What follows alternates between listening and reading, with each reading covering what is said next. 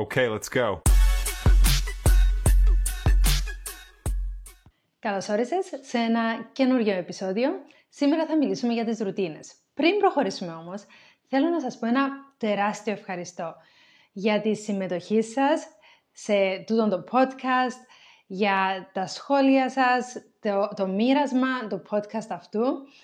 Χωρίς εσάς δεν θα είχε κανένα νόημα απολύτως. Και να ξεκινήσουμε με τις ρουτίνες μας. Να ξέρετε ότι ο κυριότερος λόγος που δεν λειτουργεί το σπίτι είναι η έλλειψη υγιών ρουτινών. Δηλαδή, πολλές φορές νιώθουμε ότι δεν μας ακούνε γιατί δεν είναι σωστά τα όρια μας ή δεν τα καταφέρνουμε. Όμως, ο κυριότερος λόγος είναι ότι δεν έχουμε τις σωστές ρουτίνες. Και χωρίς σωστές ρουτίνες, δυστυχώς, δεν μπορούμε να έχουμε συνεργασία, δεν μπορεί να υπάρχει συνοχή. Μια μέρα θα υπάρχει συνεργασία, θα υπάρχει ηρεμία, την επόμενη μέρα θα γίνεται χαμός. Αυτό που θέλουμε να κάνουμε είναι να έχουμε συστηματικά μια ψυχραιμία και μια ηρεμία μέσα στο σπίτι μας. Πάμε να δούμε λοιπόν πώς θα τα καταφέρουμε.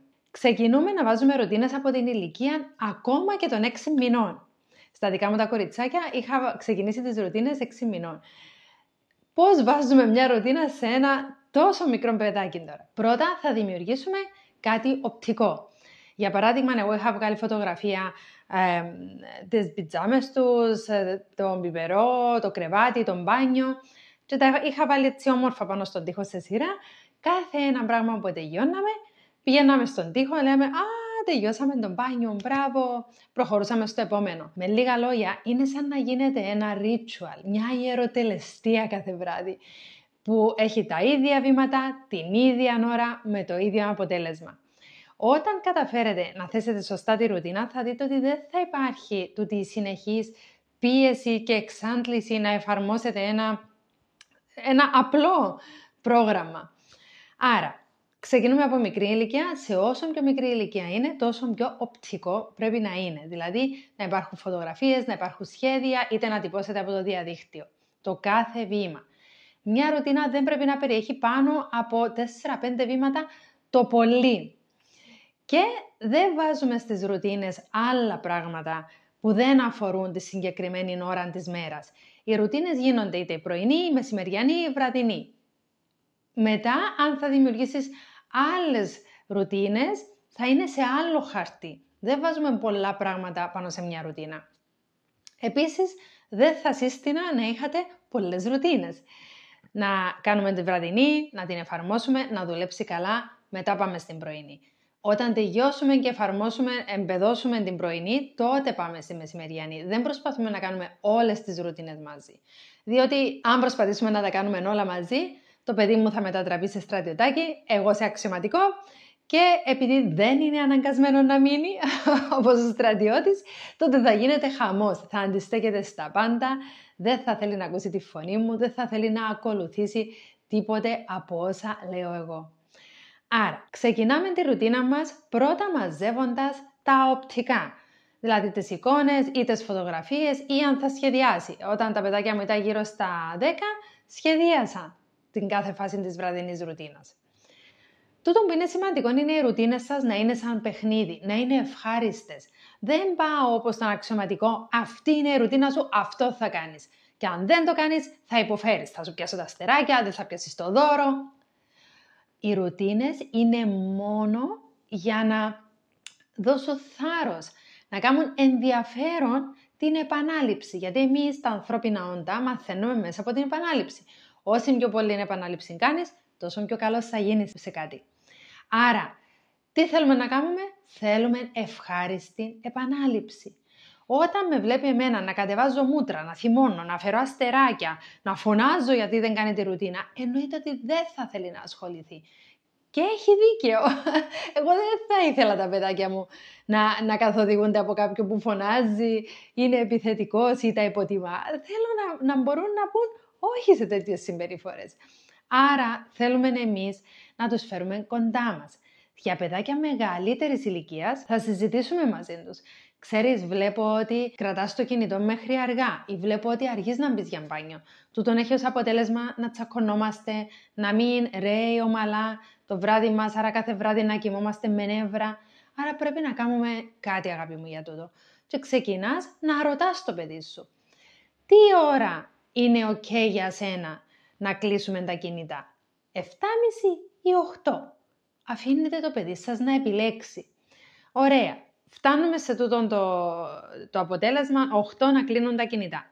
Πώς θέλεις να σε βοηθήσω εγώ εάν δεν θέλεις να κλείσεις το κινητό σου?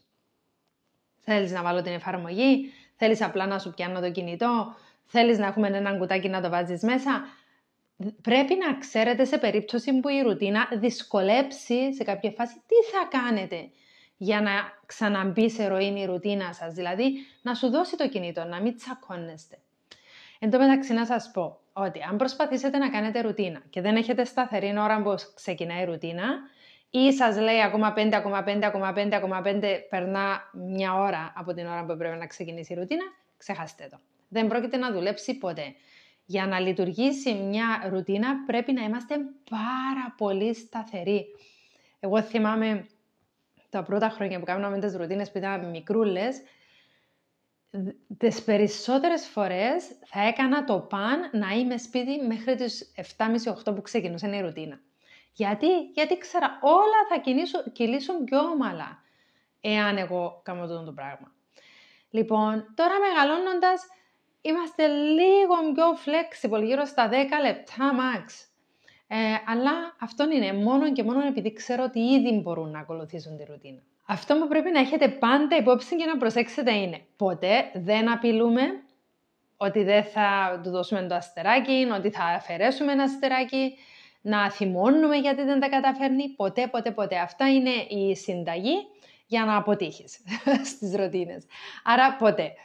Το άλλο που είναι σημαντικό είναι να έχουμε κάτι στο τέρμα για το οποίο θα κινητοποιηθεί, θα το παλέψει ρε παιδί μου. Κάποιες φορές θα είναι είτε κάτι που θα αγοράσουν, δεν είναι ανάγκη να είναι ακριβά πράγματα, είναι μια εμπειρία που μπορεί να θέλουν, οτιδήποτε είναι ενδιαφέρον για τα παιδάκια και δεν το κάνουν συχνά μαζί μας. Εάν το τελικό δώρο δεν είναι αρκετό, δεν θα υπάρχει παρακίνηση, άρα θα σας δυσκολέψει στην επανάληψη. Σημαντικό. Άρα το κάνετε από την αρχή. Όσο πιο μικρό είναι το παιδάκι σας, τόσο πιο λίγα είναι τα κουτάκια, οι μέρες δηλαδή που πρέπει να συμπληρώσει για να πιάσει το δώρο. Ένα παιδάκι 3 χρονών, 3-4 μέρες, μια ρουτίνα, ξανά μόλις τελειώσει καινούρια.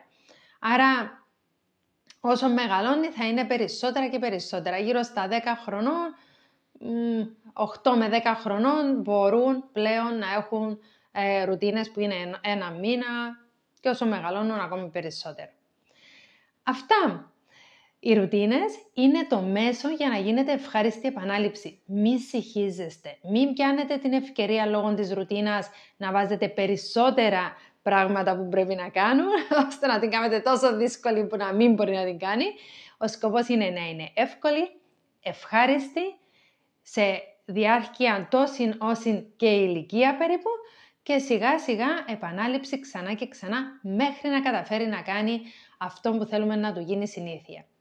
Σου στέλνω την αγάπη μου. Αν θες να εμβαθύνεις και να μάθεις καινούριους τρόπους για το πώς να προσεγγίζεις το παιδί σου στις φάσεις που είναι πιο αντίθασο ή αντιδραστικό, μάθε για το SOS Kit κάτω στα σχόλια που θα σου δώσει όλα τα εργαλεία που χρειάζεσαι για να μπορέσεις να φέρεις κοντά το παιδί σου και την ηρεμία στο σπίτι σας. Θα σε δω την ερχόμενη εβδομάδα με ένα εξίσου ενδιαφέρον και πρακτικό θέμα.